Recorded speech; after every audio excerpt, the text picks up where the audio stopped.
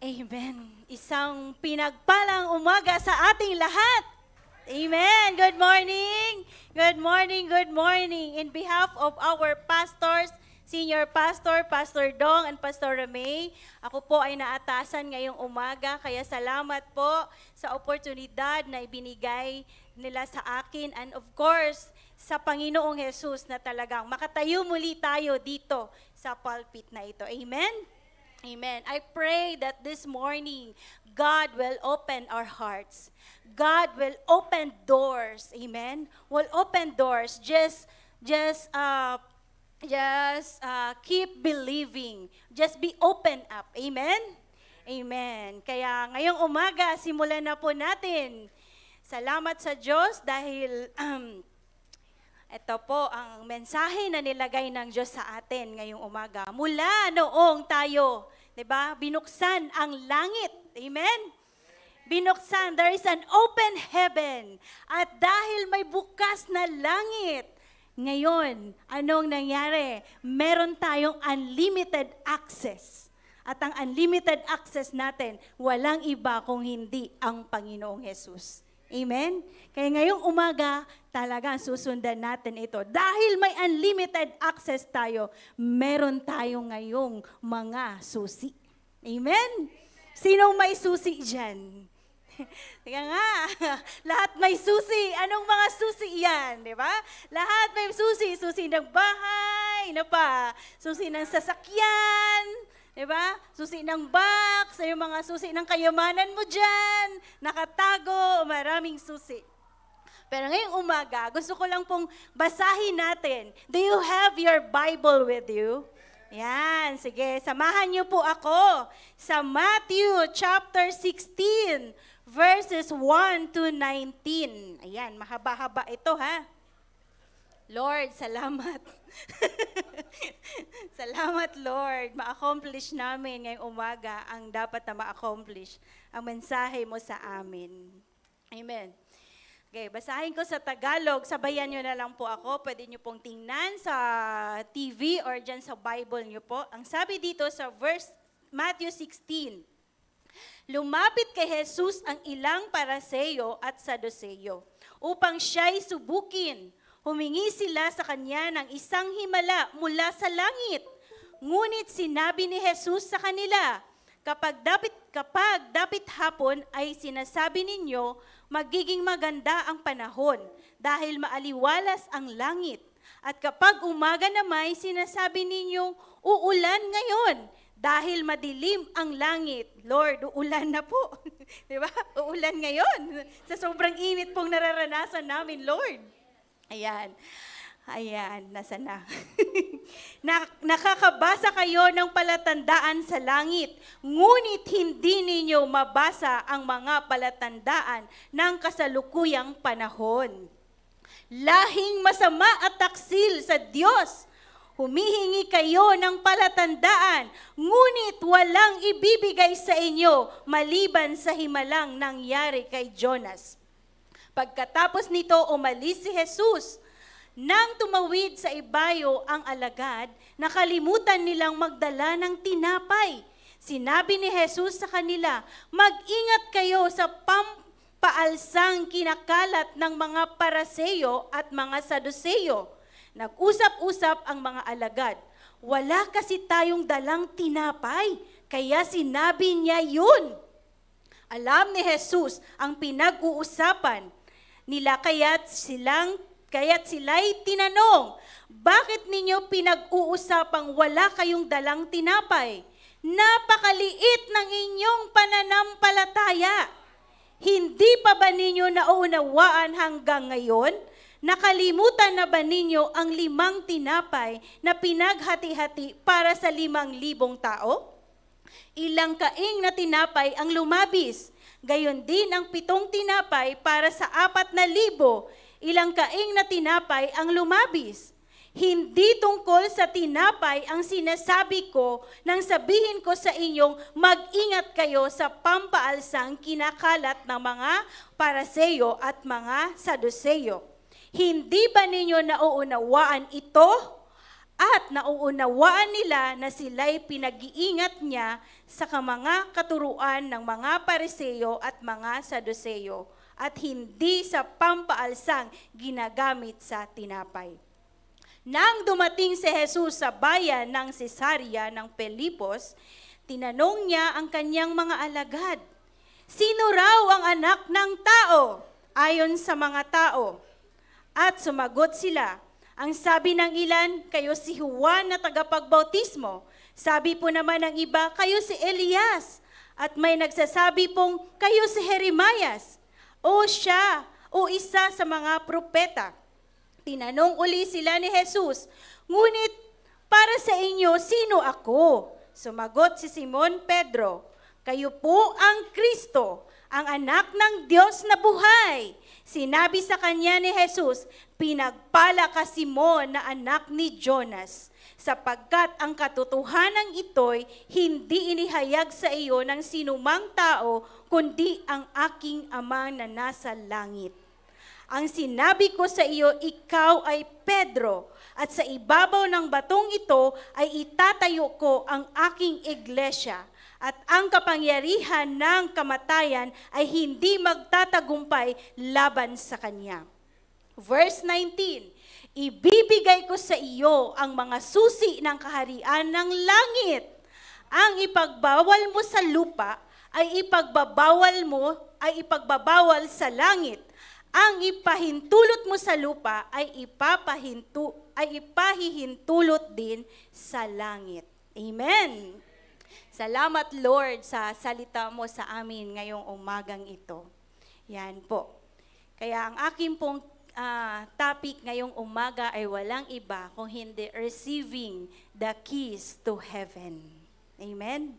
Base po yan doon. Ang kinuha ko po dyan ay yung Matthew chapter 16, verse 19. Sabi dito,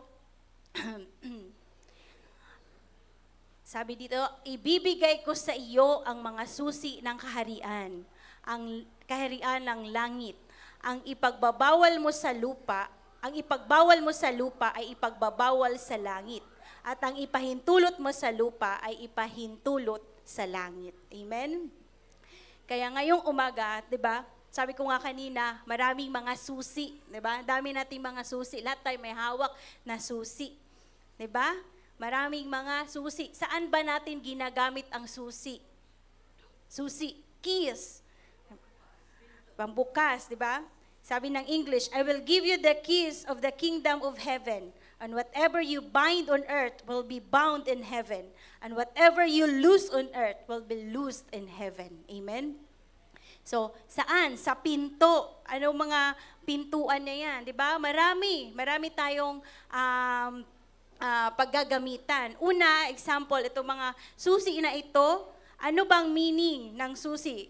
Meaning of keys to God's house. Itong susi na ito, yan, sabi dyan, it can unlock and grant access whatever the keys goes. Diba?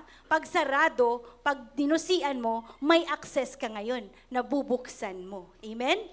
At isa pa, ang ability niya to unlock. Meaning, if na-unlock na yan, nabuksan yan, you have the power, you have the authority over that lock. Diba?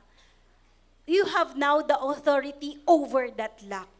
At something that could be insight and helpful tips. Amen? Example, unlock mga nakasaradong box, house, car. Pag may susi ka, bubuksan mo, you have the power to drive, di ba? Pag binuksan mo, makapasok ka sa loob ng bahay. Malalaman mo anong laman ng meron sa box. At pag halimbawa din, mga coded messages, yan, you can help decode the message. Makikita mo ngayon ano yung mga mensahe. Amen? At isa pa, reading a map. Di ba ngayon, meron na tayong mga navigator. Hindi na tayo maliligaw. Hindi natin maliligaw pag tayo pumunta sa mga sulok-sulok na kalsada sa Manila dahil meron tayong maps. Oh, di ba? Meron tayong Waze. Meron tayong navigator. Dati, alam niyo po, ang navigator ko talaga dati pag nagdadrive si Pastor Dong. Kaya pag si Pastor Dong, living navigator ko yan. Dati pag nagdadrive ako sa kanila, Hindi kami pero dadalhin ka talaga sa sulok-sulok na, alam mo yung kalsada na alam niya. Hindi ka maliligaw. Pero ngayon, talagang high-tech na. No? Hindi na kasi meron ng Waze. Ito, maps. Ayun, mga maps. Map key will let you know what every icon on the map represents. Diba? Meron ng mga icons. So, high-tech na tayo ngayon. Ngayon, itong sinasabi dito sa Matthew 16. Ito yung regarding dito talagang God will open us the door. Amen? Meron talagang binubuksan ang Diyos sa atin. Naniniwala ba tayo dyan? Dalangin ko na makuha natin, makapture natin this morning. And maraming pathways. There are two paths na nilagay ang Diyos. Una, there are pathways that we are rest assured that it is the way that takes us to life. Ito ang ways na dito talaga ay mabubuhay ka. Alive ka. Meron namang isang ways that path open to wickedness or failure. O, di ba? Dalawa. Life and failure. And for mga hindi spiritually mature, talagang mahihirapan ka, mag-struggle ka, saan ako pupunta? Anong right path ang dapat na papasukin ko? Kung maalala nyo, di ba, dito sa verse 1, unang-una pa lang, hinamon na si Jesus. Hinamon siya. Show us the sign from heaven. Di ba? Sige nga, show us the sign from heaven. Hinahamon nila ang Panginoong Jesus, ang mga Pharisees, ang mga Sadducees. At dito, talagang gusto nilang i-prove.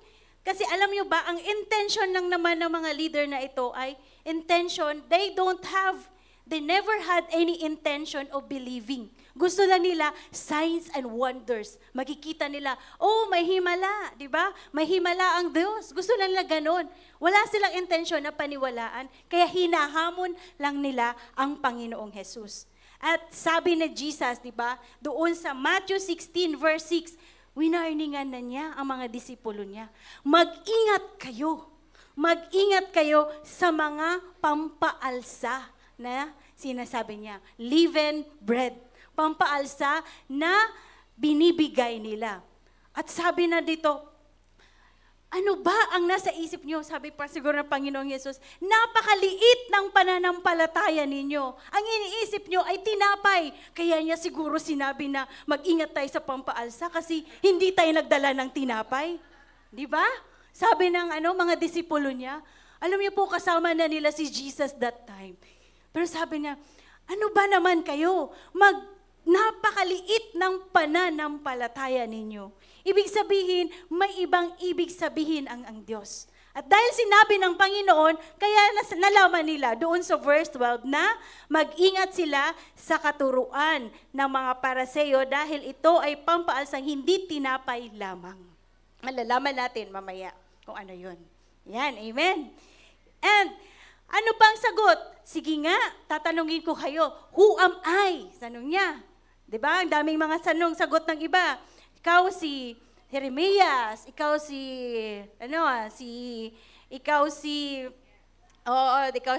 isang propeta, ikaw si Elias, ikaw si Juan na taga-bautismo. Pero sinong nakasagot na isa?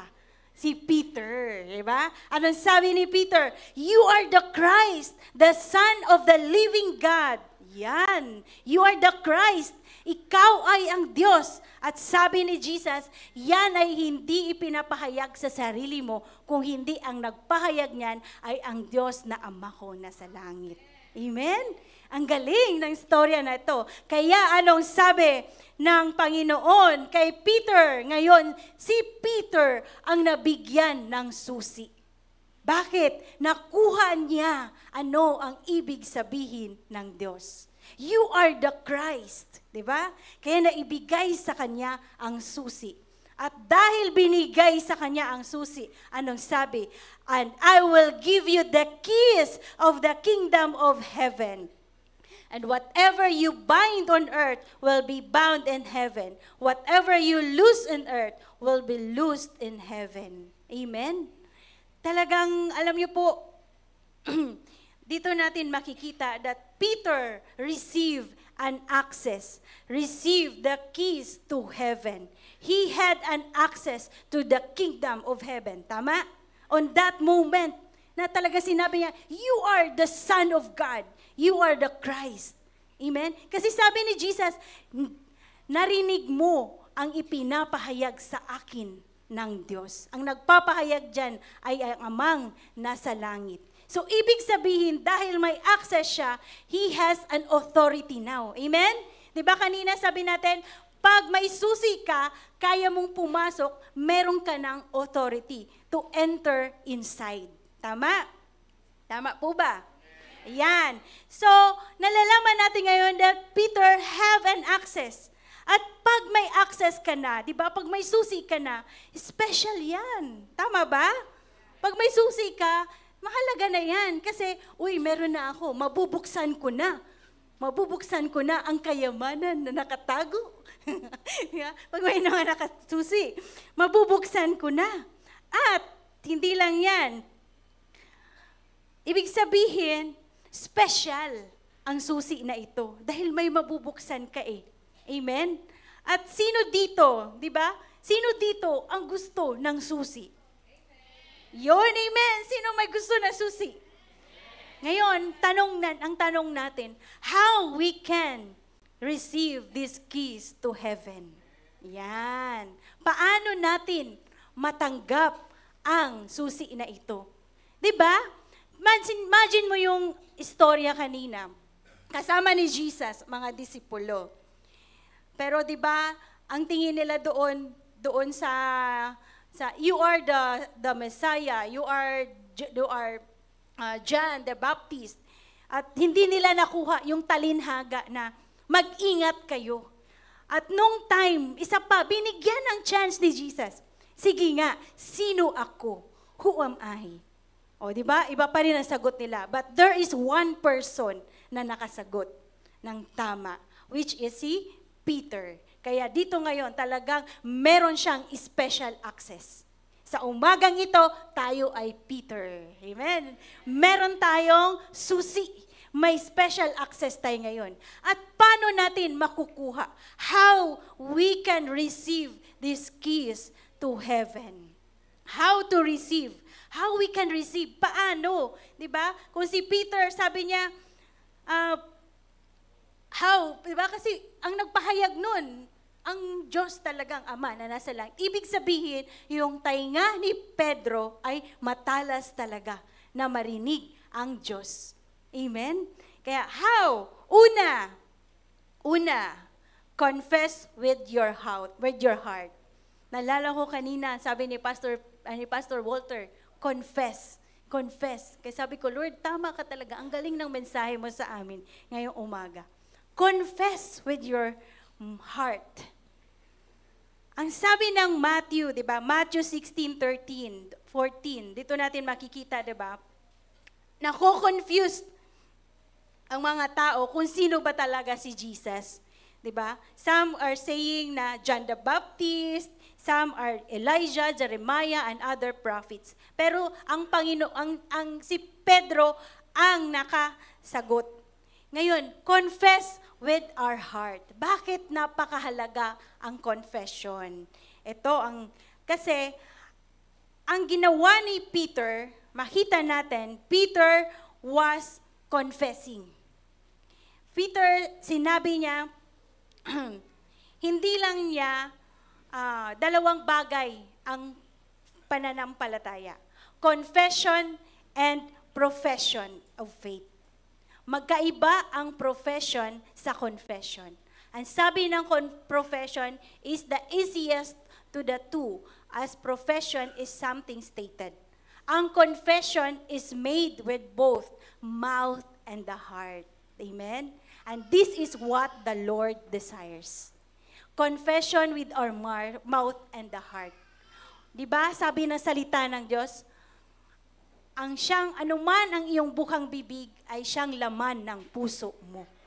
Kaya napakahalaga, tinitignan ng Diyos sa atin ay ang puso natin. At the end of the day, lahat ng ginagawa mo, tinitignan ng Diyos yung dwelling ng puso mo.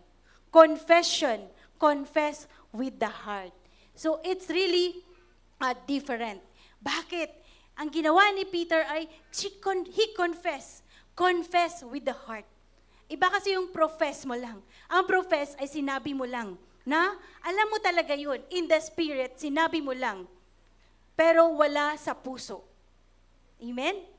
Pero pag confess with the heart, ito ang ginawa ni Pedro. Nakita agad ni Jesus that this comes from the heart. Kaya di ba yung kanta natin niya, from my heart to the heaven, o di ba? From our heart to the heaven. Mula sa puso natin, sinasamba natin ang Panginoong Jesus na nasa langit. Amen? Confessing, confess, sinasamba, confess with your mouth and with your heart. This is what the Lord desires for all of us. Ito ang gusto ng Diyos sa atin.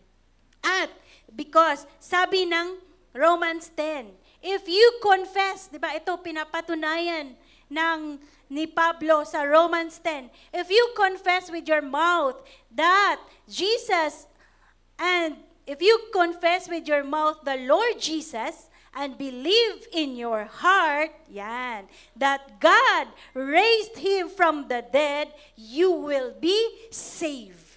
Amen?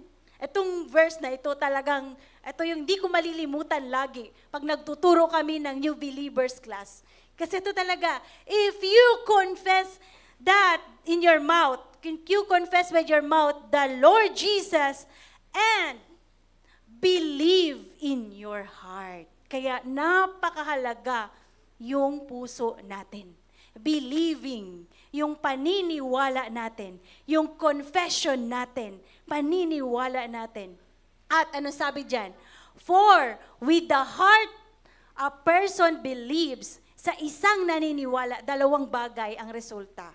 Pangalawa, resulting in righteousness, at ang pangalawa ay resulting in salvation. Amen? Righteousness and salvation.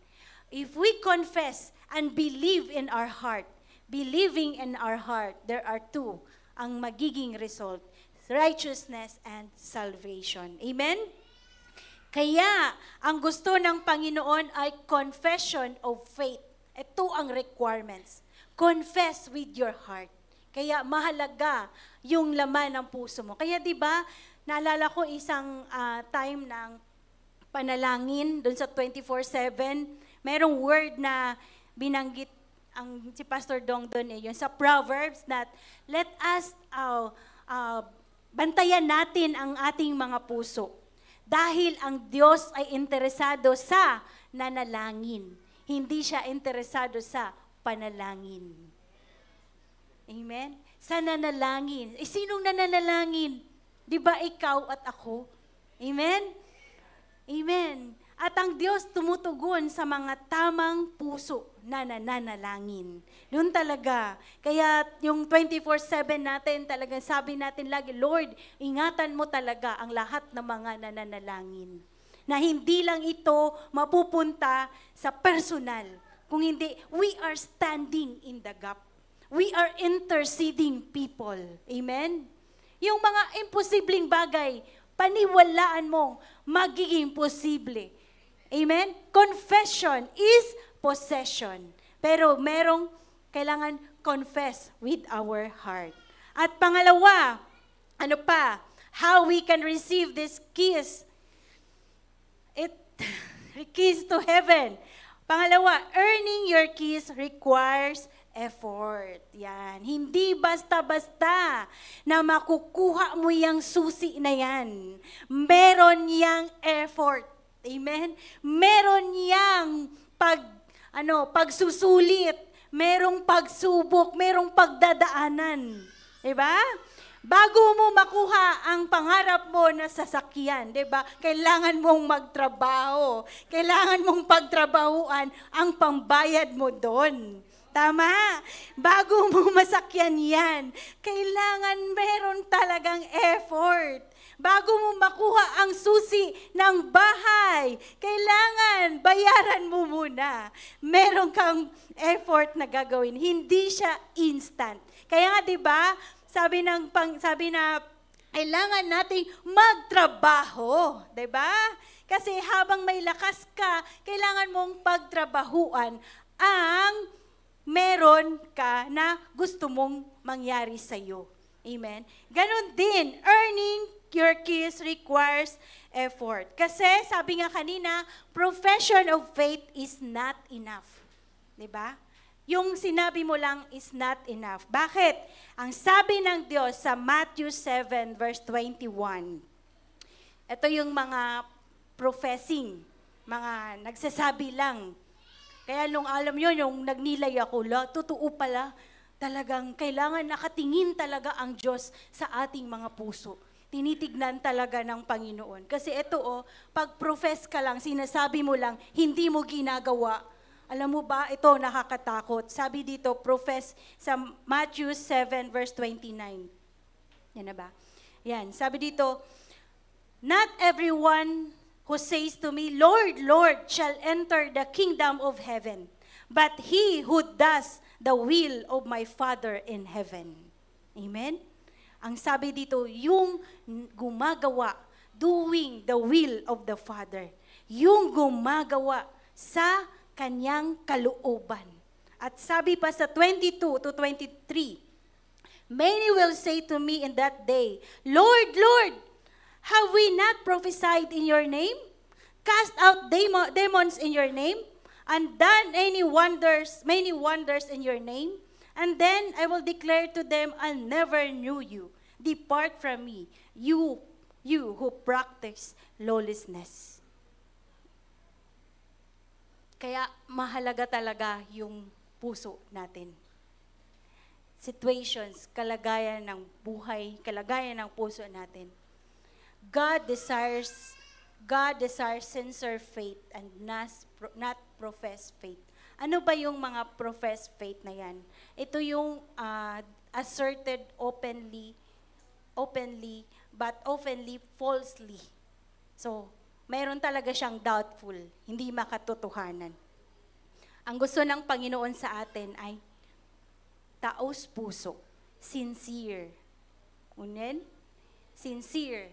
For us to receive the keys to the heaven, we need to have our heart must be clean, clear, sincere. Amen? Amen. Because God wants to open a door for our lives. Amen?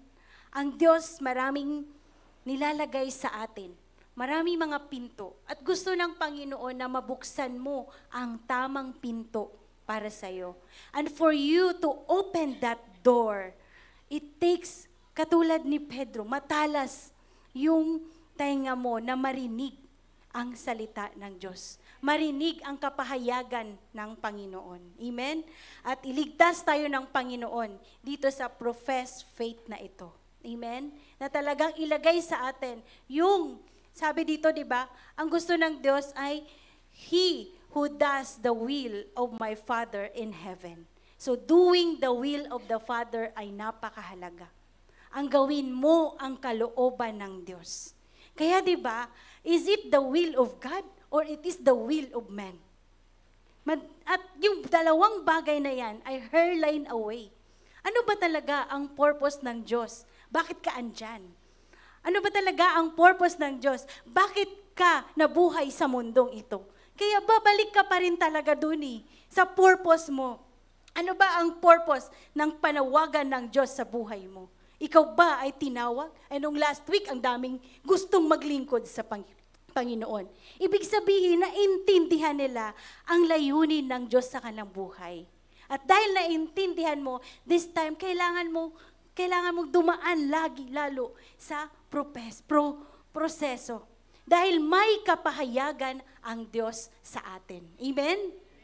May kapahayagan. Paano natin makuha yan? Ayan, di ba? At the great responsibility. So, pagka may susi ka na, naalala nakuha natin how we can get that. Ngayon, pag meron na sa'yo, meron yang responsibilidad.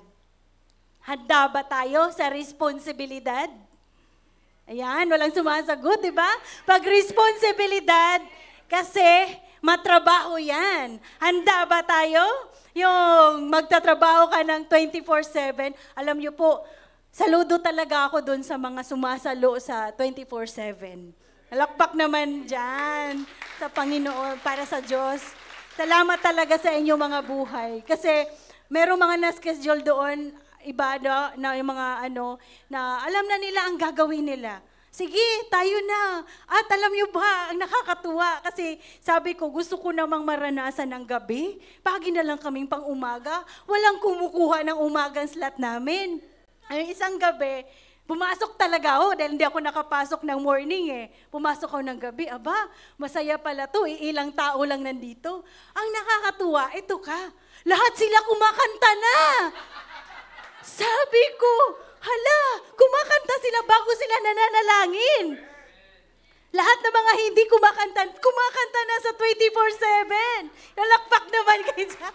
Nagugulat ka, akala ko nga isang kanta lang. Hindi, 5. Madami talaga. Sabi ko, ganito na talaga sila kapuspos. Papansinin nyo, pumasok kasi kayo, ba't di kayo pumapasok? Pumasok kayo kasi kayo. Yung hindi kumakanta dito, alam nyo, maririnig nyo doon, kumakanta. Kumakanta talaga sa nananalangin. Sabi ko, Lord, salamat talaga sa mga buhay ng mga anak mong ito. Talagang nakababad. Sabi ko, hindi kaya nag-overheat ang mga cellphone nito. Laptop nito. Kasi, alam niyo ba yung Zoom? Nagre-restart talaga siya. Kasi siguro 24/7. Nag-automatic off siya. Kaya sabi ko, pasok lang kayo pag nag-off na siya. Kasi siguro gusto din magpahinga. Pero talaga, believe talaga ako. Sabi ko, Lord, panatilihin mong puro ang kanilang mga puso. Dahil hindi man nakikita ng tao, pero ikaw, Lord, nakakita sa ginagawa nila. Amen? Kaya lalo tayong lumalakas. Dahil mayroong heads, may nananalangin. Diba? Hindi natin ngayon mai-display yung pangit, kundi ang mai-display natin yung magandang ginagawa ng Diyos. Amen? Amen. Talagang sino pang hindi nakakapasok doon? Pumasok talaga kayo. Free lang yan. Kakanta. Sabi ko, nung papasok ako, ano ba kakanta ako? Kasi kumakanta yung mga sinusundan ko. Sabi ko, grabe to mga to, kumakanta. Sige, ako na, sabi nila. Sige, ako na, manalangin. Akala ko manalangin lang. Diretso, hindi, kakanta pa talaga. Sabi ko, dito ang maganda. Akala ko isang kanta lang, hindi, marami talaga. Medley. Oo, palakpak naman dyan. Kaya nakaka-excite. Na-excite talaga, nakaka-excite. Pansinin niyo po. Tsaka yung mga nasa ibang bansa, salamat talaga, sila nagbabantay sa madaling araw. Yun. Mga madaling araw dyan. Salamat sa buhay nila. Kaya di ba, niready talaga tayo ng Panginoon.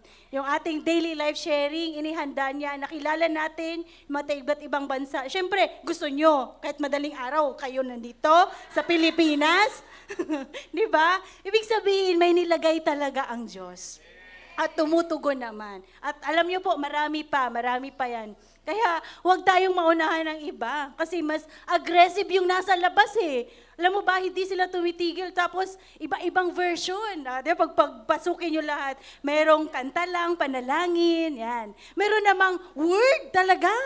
Meron namang basta mix. Doon, na-exercise nila. Alam mo ba, natitrain yung mga intercessors natin. Doon, na-exercise yung grasya na meron sila. Alam niyo ba na yun yung sinasabi na stretch, to be strengthened. Nahalukay. Diba? Tingnan mo, yung hindi kumakanta. Yung hindi nagpipreach na doon. Kalain mo yun. Kaya sa susunod na mga preaching challenge, marami tayong hawagutin. Diba? Marami tayong representative. Amen! Kaya talagang sunod lang tayo doon sa direction na pinapagawa sa atin. Ano man ang inuutos sa atin, minsan, pag iniisip mo siya, yun yung sinasabing profess iniisip mo kasi siya in your head. Hindi mo siya nilalagay muna sa puso mo. Kaya pag nilagay mo sa puso mo, Ang puso kasi natin nagkakaunawa. Inuunawa talaga. Parang alam mo yung pinoproseso talaga ng husto. Yung utak natin, mabilis yan. Sobrang bilis yan mag-react. Maniwala kayo. Pero pag nilagay mo sa puso mo, sige. At you will accept, embrace it. Pag niyakap mo yan, di ba? Doon mo malalaman ngayon, ito pala ang magandang ginawa ng Diyos, magandang nakaplano ng Diyos sa akin. Di ba, Pastor Ruben? Tama? Oo. Akala mo nung una, bakit kami pinapaalis? Akala mo lang yun, pinapaalis ka. Pero hindi. Dahil may nilagay ang Diyos. Gusto ng Diyos na ilawak pa, lalawak, palawak ng palawak. Kaya maging handa tayo. Amen? Minsan meron kasing mga bagay na, wag na lang kasi ito yung para bukas. Ay, Lord, salamat. Kasi po, bukas, panalangin niyo po kami ni Pastor Le at ang aming challenge ay, 7 minutes preaching. Kasama naman si Pastor Ruben. Ang aming mga kasama ay mga batikan. Diyos ko, Lord, ikaw na talaga to sa buhay namin. Mga batikan na mga preachers. Ay, Lord, ayan. So ano na, great responsibility. Yan. Merong responsibilidad. Merong malaking responsibility. Pag may binigay sa'yo, may malaking responsibilidad. Di ba? Kailangan mong pagtrabahuan. Una, di ba? Pag may nilagay na pagpapala, naalala ko isang preaching ni Pastor, pag pinagpala ka, ibig sabihin, mayroong responsibilidad. Hindi lang yan na ibinigay sa'yo na free. Amen? Because with great powers comes great responsibility. Amen? With great power comes with great responsibility. Sa tingin nyo, hindi ba nagkaroon ng great responsibility kay Peter?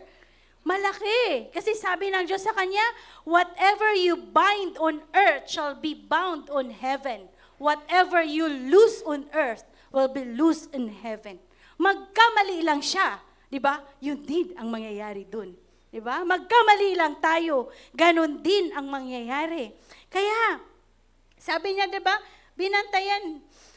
Pinaalalahanan tayo. Pinaalalahanan niya. Lagi. Kaya anong ginawa ni Peter? Hindi naman niya in-abuse yung authority. Hindi niya in-abuse. Nagkaroon siya ng authority. Anong ginawa niya? Makita naman natin doon sa Acts. Sana yun? Wala na. Makita natin doon sa Acts. Sige nga po, yung Acts po. Acts 2. Ayun, Acts 2. Yan. Hi, Lord. Yan, sabi dyan, repent and each of you will be baptized. You'll be baptized in the name of Jesus Christ for the forgiveness of your sins and you will receive the gift of the Holy Spirit. Diba? Makita naman natin ang ginawa ni Peter. Talagang great responsibility. Diba? Sa Book of Acts, siya talaga nangunguna doon. Repent. Diba? Magsisi na kayo. Magsisi. Talagang doon na nakita, nagamit niya yung kanyang susi. Sa atin, ito naman, we have our responsibilities. Alam niyo po, sa atin dito, mga believers of Christ, we are the key holders of the kingdom. Amen? Meron kayo niyan. At ano ba yan? Ano ba yung key na sinasabi dyan? Ito yung access natin. Ang access natin ngayon,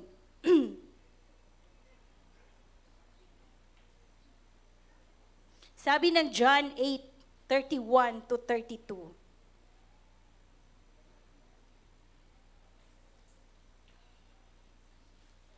Yan. If you abide in my word, you are my disciples indeed. And you shall know the truth, and the truth shall set you free. Amen? If you abide in word, ang susi natin ay yung salita ng Diyos sa buhay natin. Amen? At dahil may salita ng Diyos ka sa buhay mo, sabi niya, if you abide in my word, you are my disciples indeed. And you shall know the truth, and the truth shall set you free. Ang nais ng Panginoon sa atin ay tayo ay lumaya. Yun lang naman talaga. Tayo ay lumaya. Saan? Sa bondage ng ating mga kasalanan. Sa chains of sin. Kaya we need to unlock. Kung ikaw, nagkaroon na ng susi na salita ng Diyos, pag ang salita ng Diyos ay nasa iyo, ibig sabihin, ang banal na Espiritu Santo ay kasama mo. Magtuturo sa iyo araw-araw ng gagawin mo. Magtuturo sa iyo na ito ang tama mong gawin. Tandaan natin kanina 2 bagay. Believe in your heart, righteousness and salvation. Diba? Sa bawat ginagawa natin, may nakatingin, kundi ang Diyos. Ang audience naman talaga natin lahat Diyos. Kaya diba, tinitiin niya kanina yung puso mo. Believe, believe, believe. Confession in their heart. With the heart. Kasi yun talaga ang gusto ng Panginoon sa atin.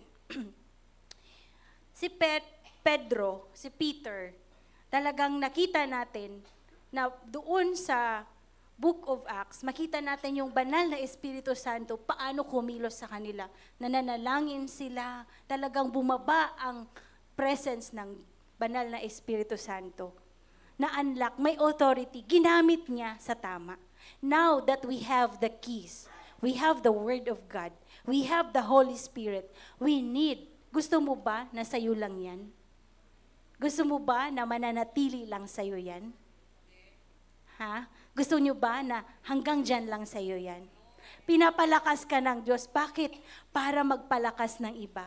Binuo ka ng Diyos para magbuo ng iba. Gusto mo ba? Kasi ang Diyos gusto niya ma-expand ng ma-expand ang pinapagawa niya sa atin. Amen? Kaya unlock the door of salvation to others.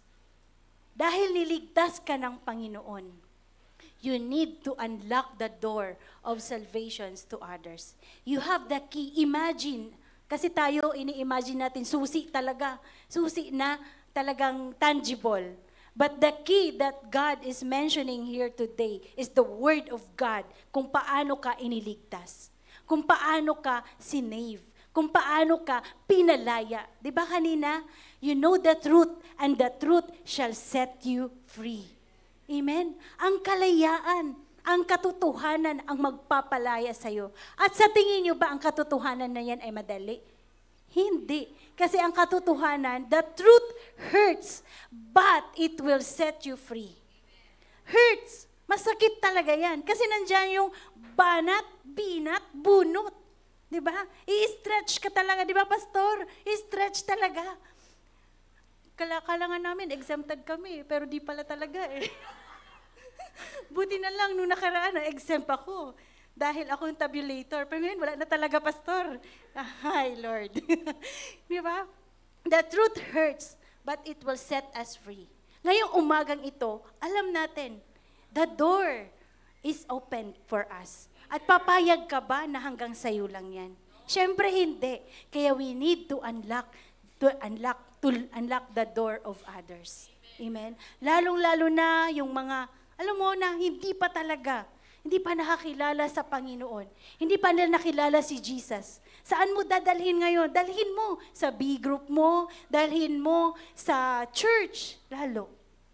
Kasi gusto mo maranasan din nila that you have a hope, may pag-asa. Anumang sitwasyon na meron ka, may pag-asa. Amen? Kaya ito ang sabi ng Diyos sa atin, Matthew 28, verse 19 to 20. Go therefore and make disciples of all nations, teaching them to observe all the things I have commanded you. Kaya talagang ito ang ating church. Dito hinuhubog, binabanat, binibinat tayo para sa iba. Expansion ang nais ng Diyos sa atin. Hindi tayo hahayaan ng Diyos na maging stagnated tayo. Hindi ka hahayaan ng Diyos na dyan ka lang sa upuan mo. Dahil nandito ka at naglilingkod ka, ang nais ng Diyos, maggamit ka, ma-maximize ang meron ka. Maximize ang grasya na meron ka. Kaya kung hindi ka nagagamit dito, pumasok ka nga sa 24/7. Ma-maximize talaga ang grasya mo doon. Diba? ma-maximize. Kung feeling mo, bakit ako, parang nakaupo lang ako sa church.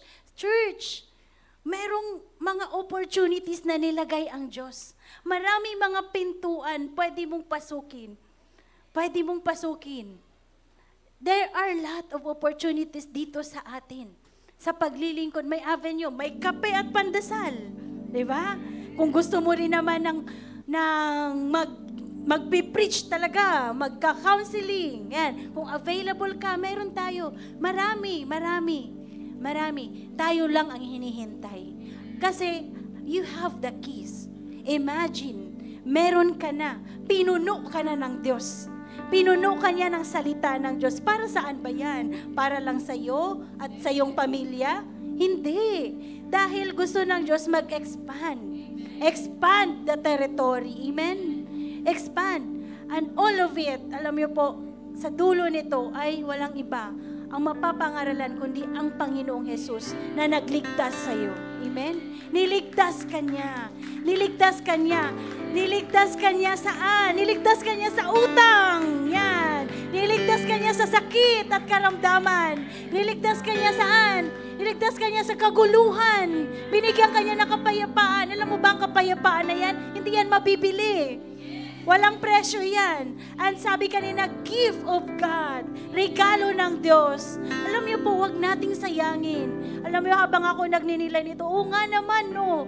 Binigyan ako ng susi. Bakit panatilihin ko lang ba? Hindi. Kailangan natin i-expand. Kailangan natin i-share. Go therefore and make disciples, baptizing them in the name of the Father and of the Son and of the Holy Spirit, teaching them to observe all that I commanded you, and I am with you always, even to the end of the age. Amen. Jesus is with us. Amen. Jesus is with us. I was convicted din. Sabi ko, Lord, salamat.